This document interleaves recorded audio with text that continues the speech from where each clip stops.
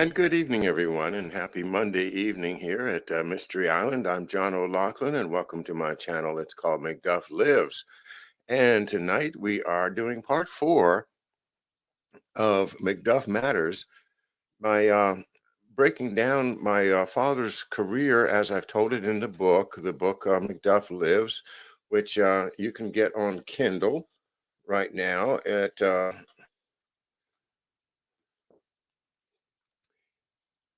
that's the book, printed by Andy DeBala and the Neighborhood News Studio publishing team, and very happy with the printed copy. However, we're not going to have any more printed copies for a little while, and so try to get the Kindle if you can. I would appreciate it. And tonight, I want to read a little bit about my dad's life and the McDuff, uh, the Navy. McDuff's Navy is what I called it tonight. So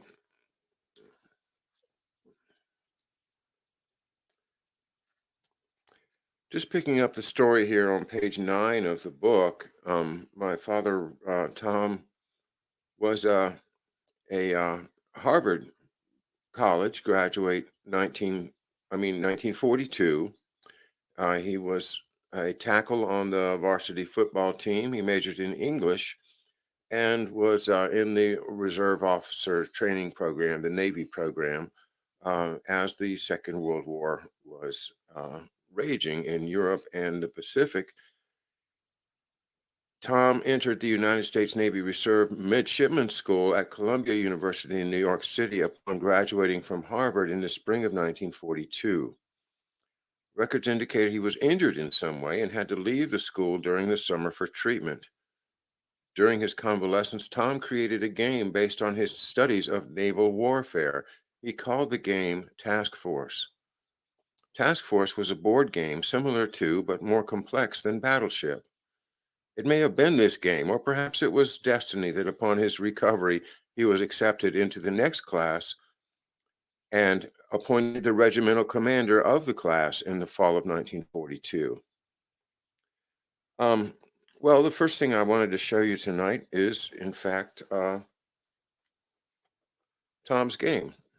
It was in an envelope in my grandmother's house. One day I was visiting Tom's mother, Grandma Peg Coakley, up in New Haven, Connecticut, and I saw an envelope there that said Tommy's Game on it. It was a manila envelope, and I had it up to, well, anyway, the envelope had my grandmother's handwriting on it. It said Tommy's Game. And so I looked at it and I asked her if I could have it. And she said, yes, I could. And I think this is just priceless. Here's the game. Let me see if I can make it work on my little camera setup I've done here. Let me go over to the other camera.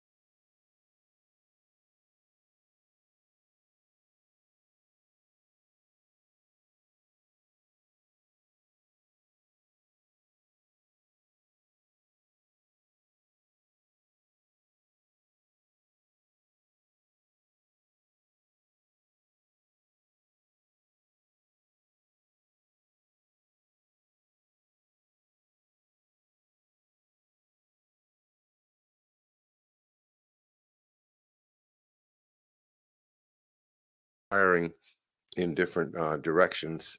It's got a lot of these fine little rules. See, he's got submarines, which Battleship doesn't have submarines. To indicate those squares into which a cruiser in D4 could fire, eliminate the 8 extreme shaded squares. So a battleship could fire further than a cruiser. Of course, he ended up on the cruiser, the USS Nashville. This, of course, must be based upon his studies. Try to get it a little better in focus. But you see, he's calling it this section the argument. He's saying here's why this game is important. In modern naval warfare, a task force is a force comprised of units drawn from the line of the main fleet. This new small fleet is designed with varying kinds of strength suitable to the job it has to do. It operates as a unit under one command. In task force, we have tried to represent the several fleet units, assigning to them typical properties. There are, of course, deviations from actual fact and true properties. For example, destroyers do have both anti-aircraft guns and torpedoes. Well, I won't go on, but you can see he's uh, at this stage has a tremendous grasp on what these small task forces are designed for and how they move. And he did all this on a typewriter by himself, including all of that drawing. And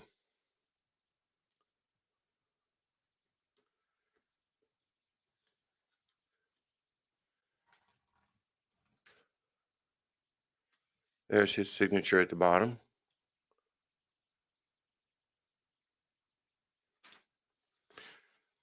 So I think that's a pretty unique thing for a young man to do.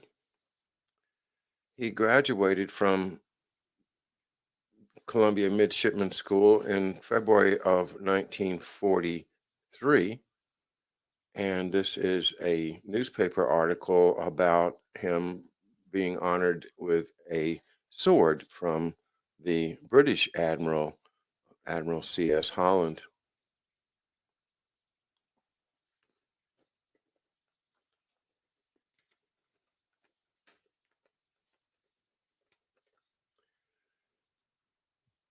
And here's the other page from that. These are the original clippings from the Hartford Courant that were in my grandfather's belongings when he died. So that's why I have them. There he's handing the sword that I have right around the corner here in the McDuff library. You're saying it's muted? I can turn it up a little bit. Check the sound for me. You're good, John. Okay. All right. You're Thanks. good. Okay. So the original Hartford Courant articles here, and here is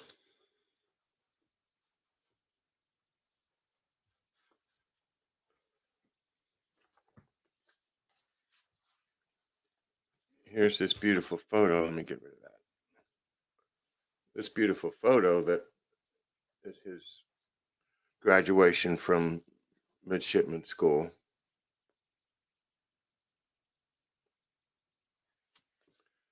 Okay, thanks for the read.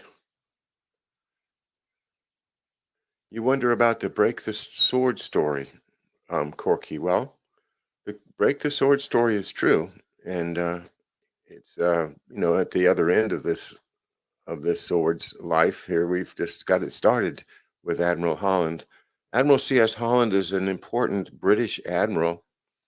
Admiral Holland was the captain of the HMS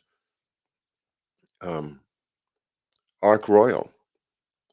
The Ark Royal, a aircraft carrier, early smaller aircraft carrier, but it was on.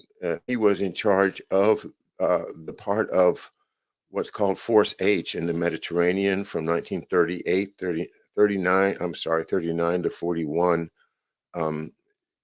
he was the guy that was in charge of the attack, the British attack, the British, bombardment ultimately of the French fleet at Mares al, uh, can't remember Mares al something. Anyway, when the French fleet, the Mediterranean fleet, there was three or four of their capital ships were kind of bottled up in this port on the north side of Algeria, and the these were French ships operating under the Vichy French government. But of course, the sailors were still French, and the English and the French had been buddies for like 100 years already, and nobody wanted to fire British armaments against the French. But basically, C.S. Holland was put in a position of having to do that. He went and negotiated with the French admirals, and they wouldn't budge, and so they bombarded the French ships there in Mers al Cab. I can't remember the name. Anyway, uh, Admiral Holland was also the admiral whose ship ultimately caught up with the Bismarck, and a couple of his spotter planes spotted the Bismarck, and one of them hit it with a torpedo, and that meant the Bismarck could no longer navigate, and the rest of the British fleet came and circled around and sank it. Admiral Holland, by that time, had left the ship, but I do give him credit because he's the guy that basically I think had trained and worked with that ship for so long in the Med. He had what we would call battle fatigue. He was exhausted and taken off the line for medical reasons. Then he was promoted to the Admiralty, where he was serving as an officer in the planning department of the British Admiralty when he was sent to New York for the purpose, I believe, of doing things like handing out this sword to my dad to draw the Americans into the British cause, and especially in the Navy, where the British Navy had been pounded and just, they lost the Hood, they lost so many of their ships, and they didn't have that many guys to call upon. It was time for them to ask for help, and reaching that sword out into my dad's hands and my dad accepting it is a kind of a symbol of the young officers and sailors of the U.S. Navy saying, "We will help you. We will help you, Great Britain."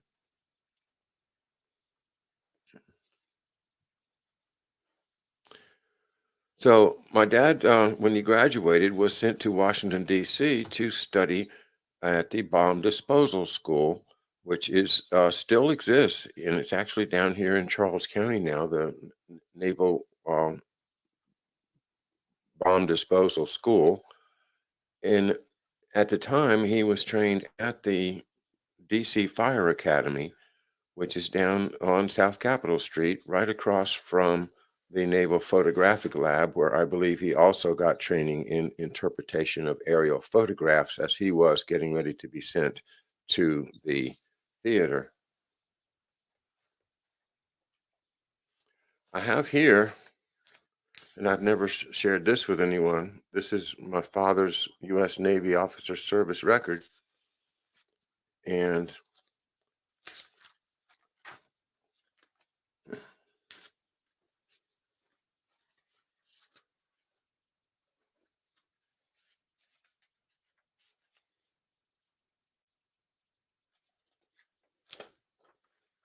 I want to show you this one.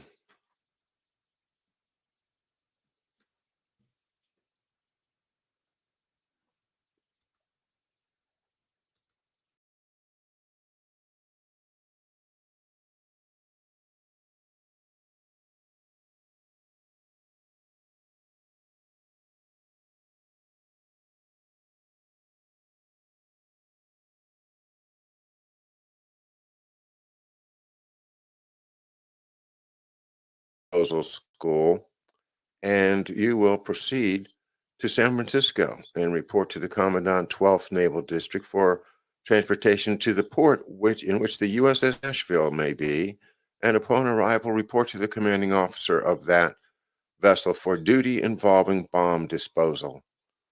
You are hereby authorized to delay for a period of 10 days in reporting to San Francisco in obedience to these orders. This delay will count as leave. Um, so that's the historic letter that sends my father on to the USS Nashville and into the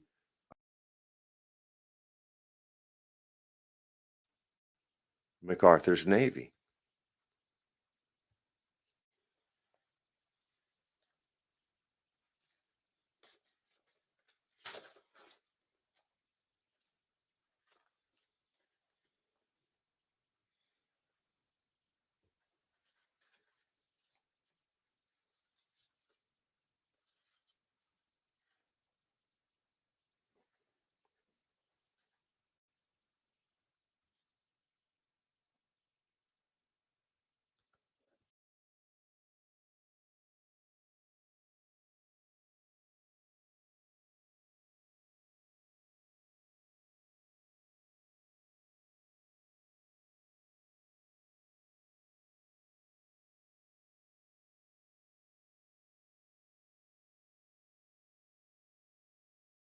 He's looking good, if I do say so.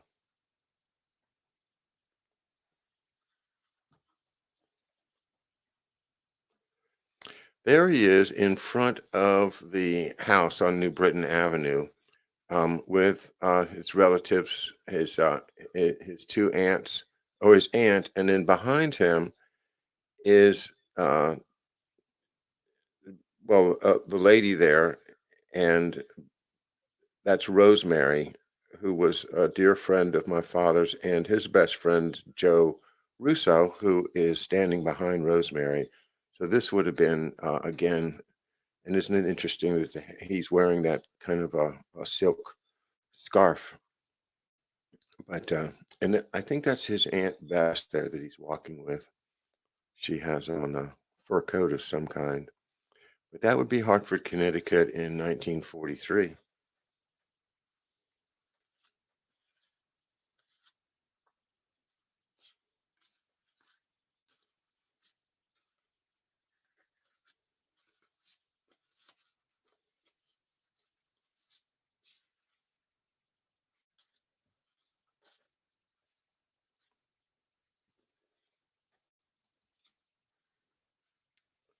There's a little more interesting picture of my dad and the said Rosemary. Um, the picture undoubtedly was taken by Joe, because here are the all three of them. My dad, the Navy officer, Joe, the Army doctor. An MD in the U.S. Army, and that's Rosemary in between them. That's a close friendship in which Rosemary and Joe got married. Um,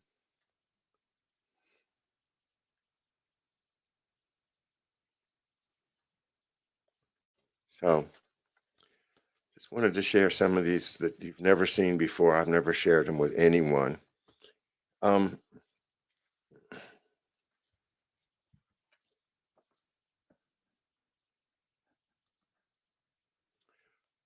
Getting back to my book,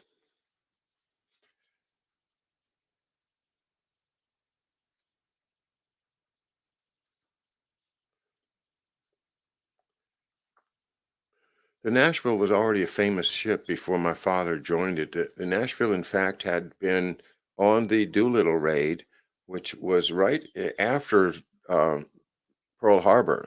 I think it was in December of 41 when they put together uh, the raid on Tokyo by General Jimmy Doolittle.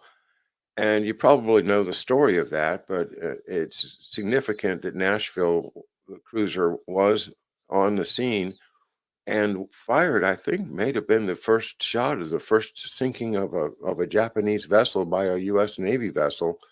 There was a Japanese patrol boat that encountered the secret flotilla that was approaching Japan. to launch the bombers onto Tokyo in secret. And this patrol boat presumably would have notified their command, so it had to be eliminated. So the Nashville sank that ship, and then General Doolittle decided, well, we've got to launch our planes early.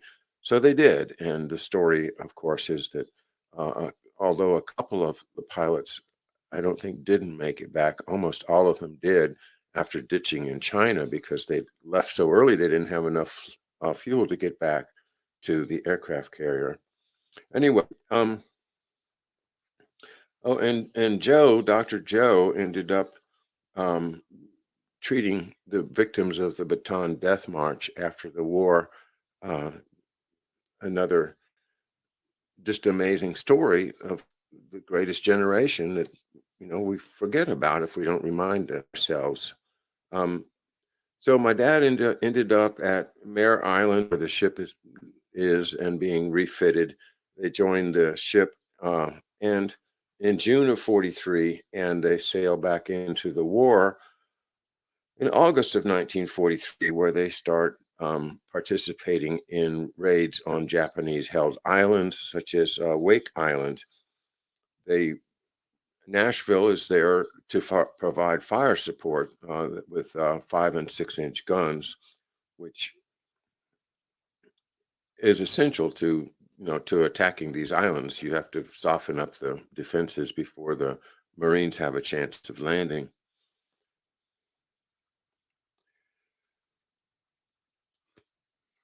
So my dad was there with General MacArthur when MacArthur joins what he basically created this fleet, the Seventh Fleet, and it wasn't the best duty for naval officers to be associated with General MacArthur. In fact, the services basically hated each other. And among naval officers, the idea of having to serve under General MacArthur was really a bad omen. They thought that would be terrible. But the ones that ended up there ended up creating the most amazing fleet of amphibious vehicles and techniques of assaulting islands and strong points, and working together, of course, with MacArthur, who had the intelligence and the code breakers to know where to hit them, where they would expect it the least.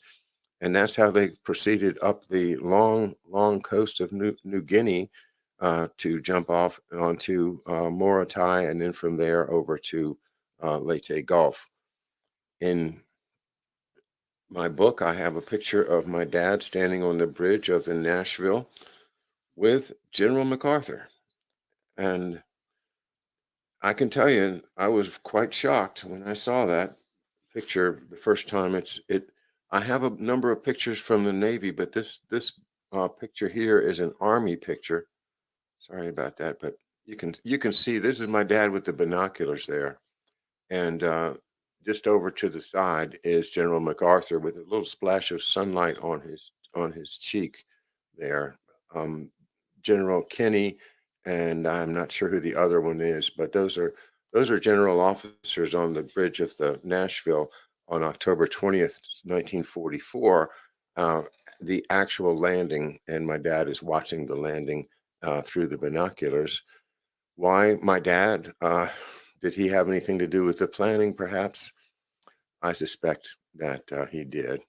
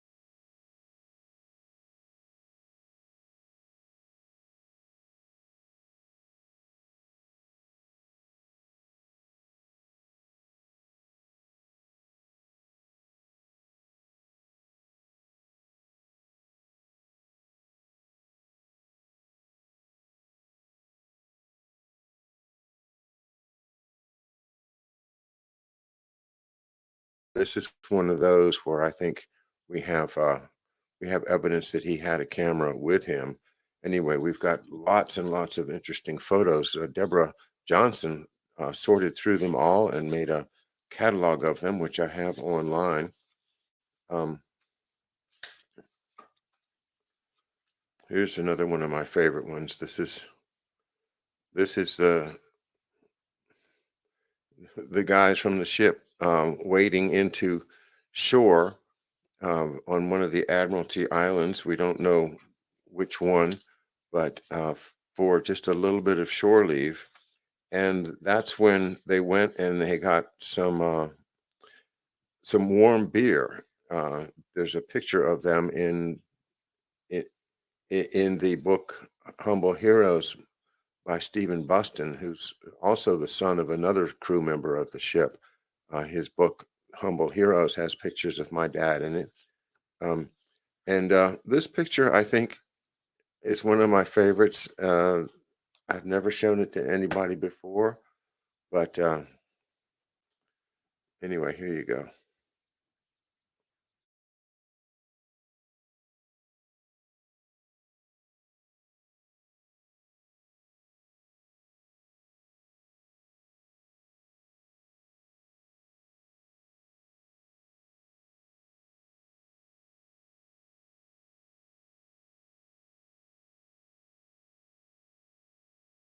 He's got his captain. I mean, his. You can see his fatigue cap there with the single bar, indicating that he at that time was a lieutenant, junior grade. Um, so this is a rare picture of my dad. Uh, Probably got mad whenever he found out about that picture being taken. Um, Here's a picture that I think is also noteworthy. That is General MacArthur, of course, on one of the Admiralty Islands. This is not the Leyte landing. This is another island, but I think this is one of the pictures my dad might have taken, just because of the quality of the print. Um, and I don't think I've seen that anywhere else. You can see it, how his pants are wet from wading in from from the boat.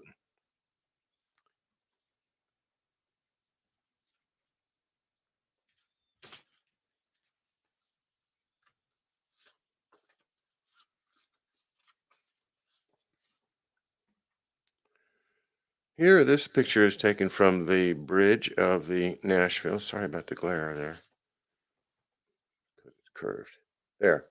This is the bridge of the Nashville and Sydney, Australia, in the harbor. The harbor is called Woolloomooloo Harbor. I hear it's quite developed now into, some high-end development. But that's another really good picture. I wonder if my dad took that one.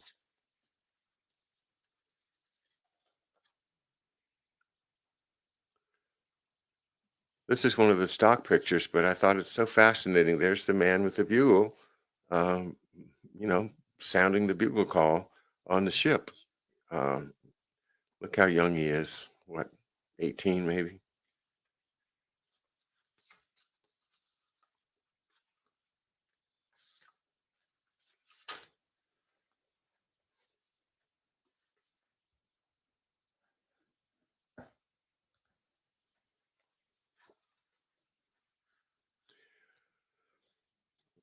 So in the book, I take you through the island hopping, all of the major battles and events.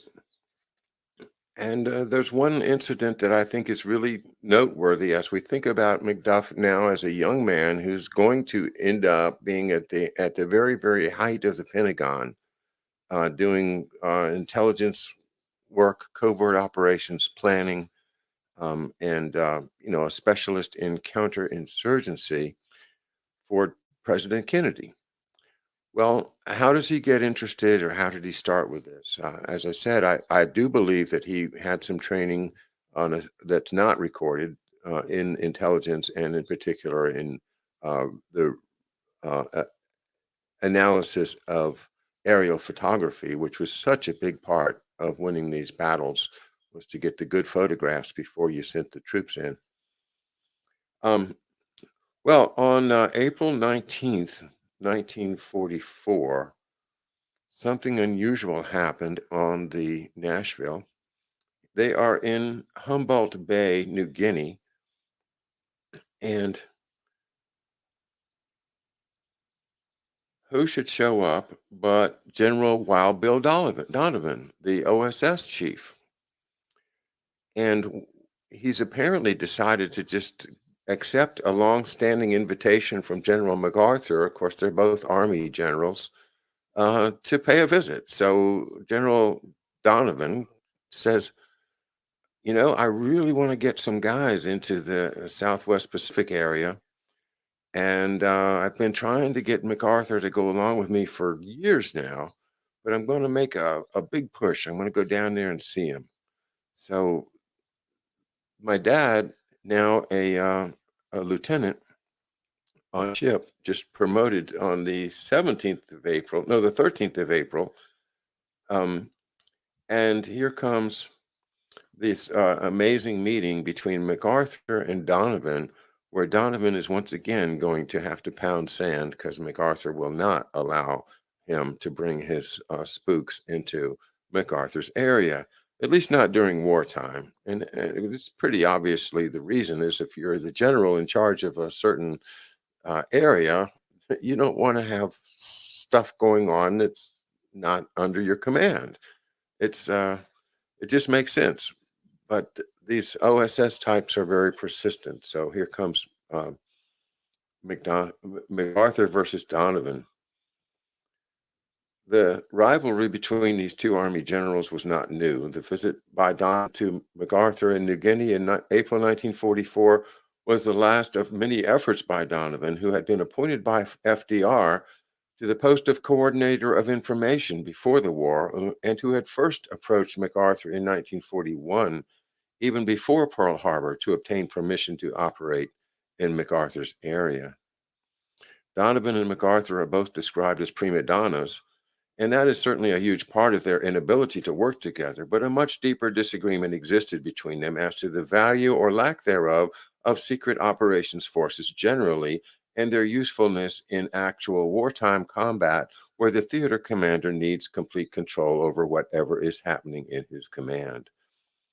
Um, that I think is the important question. It's not personalities. It's do you want to have secret operations going on uh, as a part of your warfare? And generally, generals don't want that.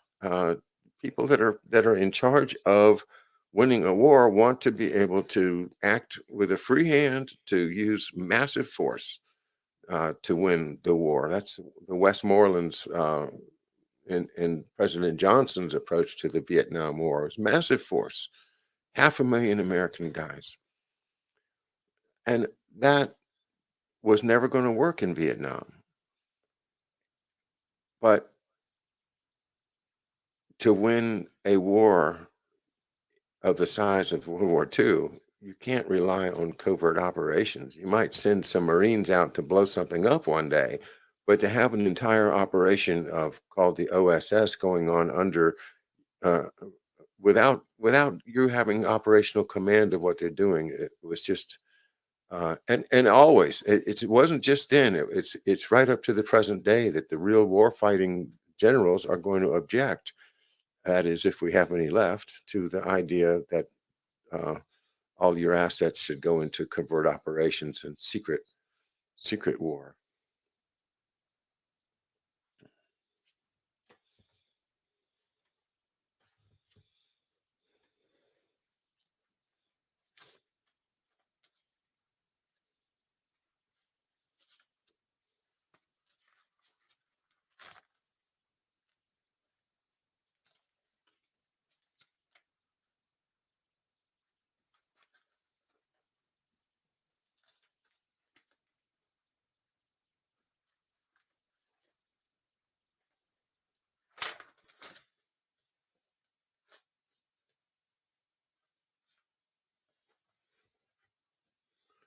The captain of the USS Nashville at the end of the war, the last U.S. Navy captain my dad served under, wrote a letter to my dad April 21st, 1946. It's dated. Here's the envelope you can see.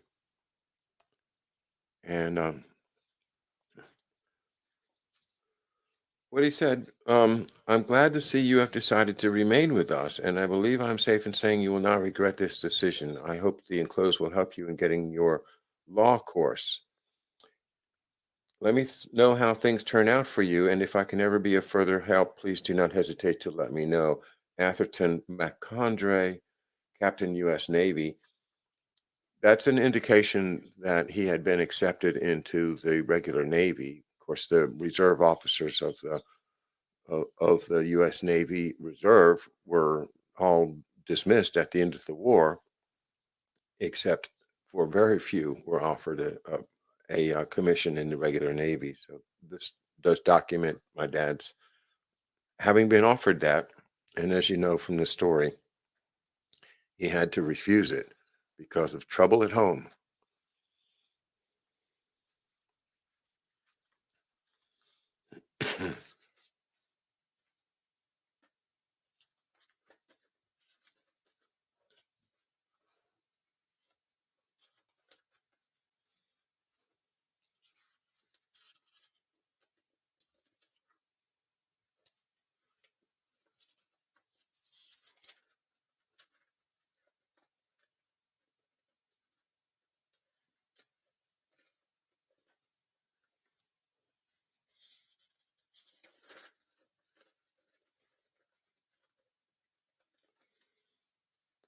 Part of my dad's service record includes a list of battle stars that he is entitled to wear. There are 8 of them altogether, and those 8 stars were important in the determination of whether or not they would accept him for burial at Arlington National Cemetery when he died. This this book here was created by a naval officer when my dad died, and we applied to have him buried at Arlington National Cemetery.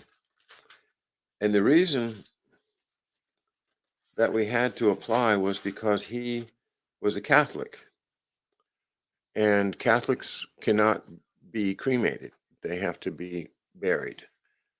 And so if we had cremated him, they could give him a slot, in their mausoleum in the wall there, which would be fine. It should be absolutely fine with me, but um, it would violate his own religion. He was a practicing Catholic. Um, I know a troubled one, somebody that really couldn't understand a lot about how what the church was really saying. I don't know if for how I would love to have had the conversation with him, but you know, uh, he was busy um, trying to save his colleagues, and so he couldn't take time to be with us. And of course, when he got sick and died so young, that we didn't have those conversations about, Dad, what do you really believe? I'd love to have had that. Anyway, this booklet, this little notebook, was put together by an advocate, somebody who's trying to get my dad buried at uh, Arlington National Cemetery on our behalf. And it's a beautiful book. I'll just show you what he put together there. There's my dad. There's his graduation from midshipman school. These things are too shiny for. There he is, I believe, in Australia with some Australian Navy colleagues.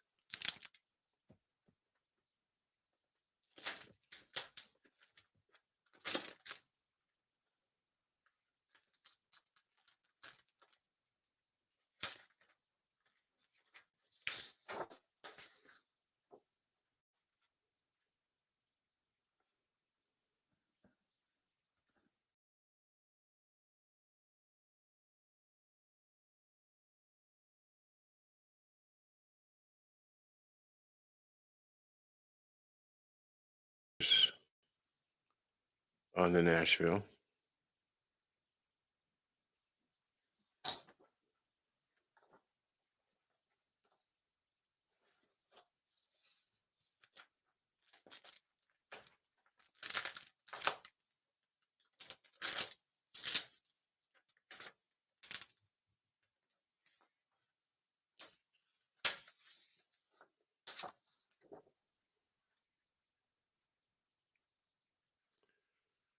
And here is that island where they got off the ship for shore leave, and they went and got 2 bottles of warm beer apiece.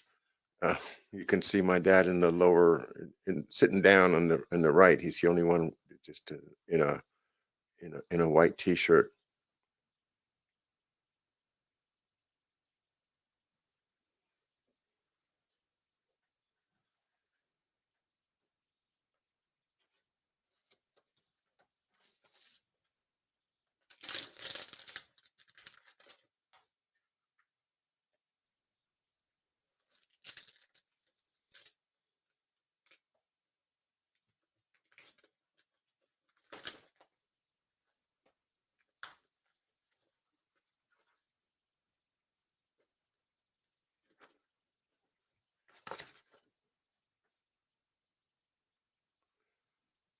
And here is the Nashville in Shanghai, China, October 27th, 1945. My dad was there, and this is, see all the junks in the foreground and everything, and behind it is the famous Bund, where all of the European and American businesses were lined up along the wharf there to trade their goods, whatever those goods might happen to be.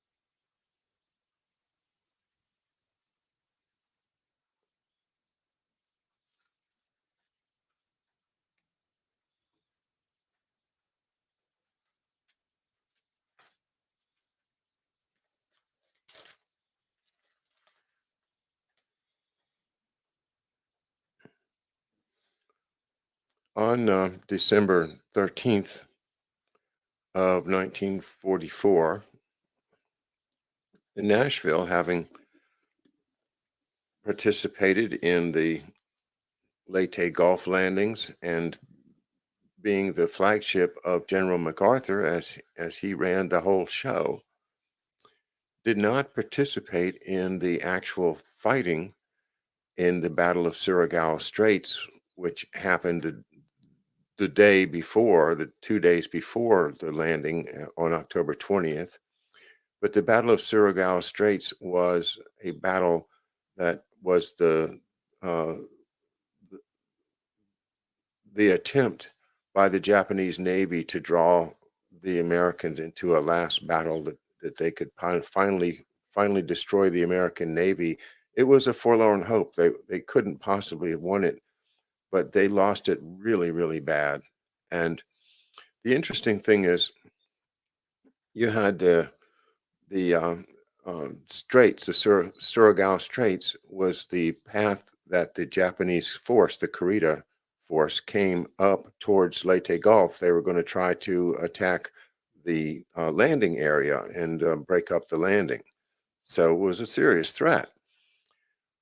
Well, the Seventh Fleet, the Admiral Jesse Oldendorf, who was one of the more seasoned commanders, set up the battle, and it was just this incredible set piece naval battle with crossing the T and everything. So the the Kurita force is coming up the Surigao Straits, and the Navy has laid people on both sides of the straits with ships. You know, the PT boats come out first, and the destroyers, and then gradually, as the Japanese ships start getting picked off, they get to the point where they're running into the crossing of the T, which is all of the heavy cruisers.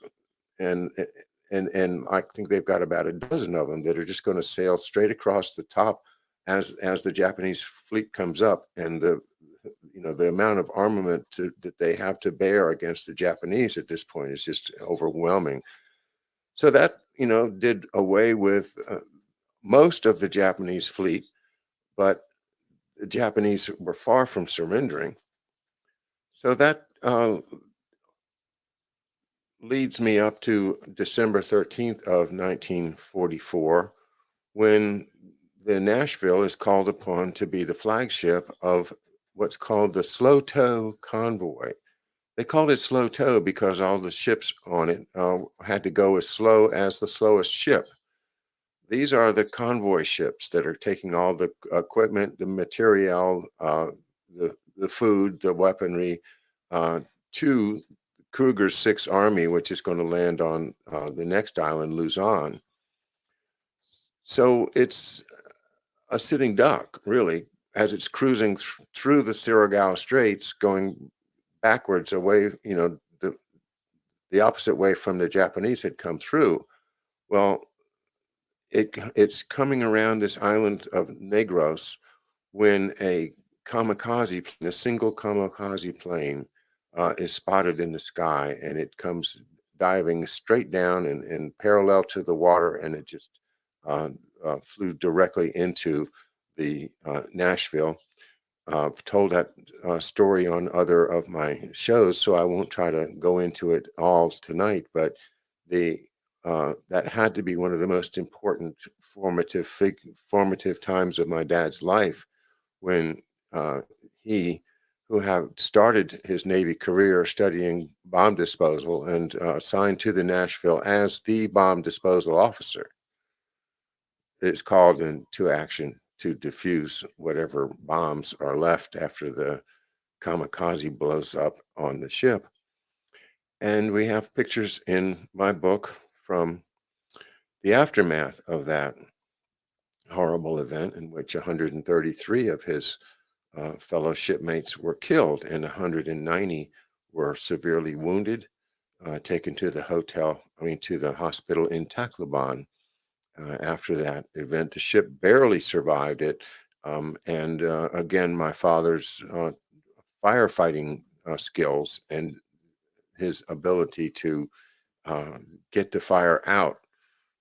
They had the fire out within 15 minutes. This was a gasoline fire all over the ship the uh, from the Japanese kamikaze plane exploding. So my dad, it explains his his character in a way that, here's a guy that, he was given all of these opportunities, the regimental commander of his class, uh, assigned to the USS Nashville, the very flagship of General MacArthur. There he is when these incredible events are happening. The Navy is providing incredible support to the Army, and MacArthur is the guy that's pulling it all together. My dad would have known MacArthur, at least casually, because it's not that big of a ship. And my dad would have probably been considered by MacArthur if JFK had asked for advice as to who to put together, who to put on the SAXA team, when ultimately JFK decides to take special ops away from the CIA and give them to the Pentagon. So, from bomb disposal school to saving lives and saving one of the nation's most important warships, uh, that's my dad's Navy career. Thanks so much for being with me tonight, and thanks for your interest and for your continued support. I will see you tomorrow, 11 a.m. I'll be doing some reading. I'm going to read some more from How the Nation Was Won by H. Graham Lowry. I love this book because it has the real, the thread of history that is not told anymore, the history of the real foundation of America and the philosophies and the strengths of the characters that actually did it. We need to hear this story today, as our country is in some jeopardy, I'd say.